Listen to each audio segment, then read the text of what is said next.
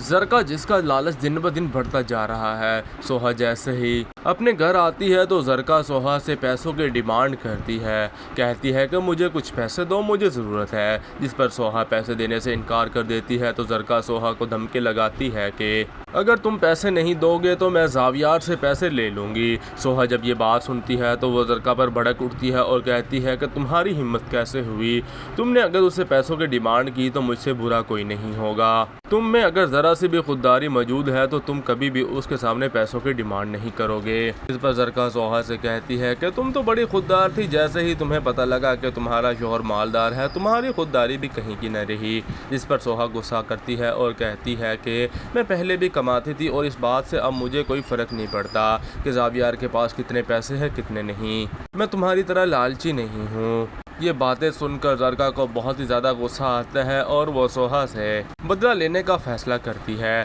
اس لیے اب وہ فیصلہ کرے گی کہ زاویار اور سوہا کے درمیان اختلافات پیدا کر دے۔ جس طرح سے اس نے اسے اس گھر سے نکالا، اسی طرح وہ زاویار کی زندگی سے بھی نکالنے کی ہر ممکنہ کوشش کرے گی، جس کے بعد وہ جان بوجھ کر کرن کی طرف سے زاویار کو پھول اور چند تصویریں بھجواتی ہے۔ زاویار کے ہاتھ جیسے ہی وہ پھول لگتے ہیں تو زاویار انہیں زمین پر دے مارتا ہے اور سوہا بھی یہ دیکھ کر بڑی حیران ہوتی ہے اور وہ کہتی ہے کہ زاویار تمہیں کیا ہو گیا، یہ تمہاری محبت نے بھیجے ہیں، تم انہیں ایکسیپٹ کیوں نہیں کرتے۔ دن بہ دن اب زرکا زاویار اور سوہا کے درمیان اختلافات پیدا کرنا شروع کر دے گی۔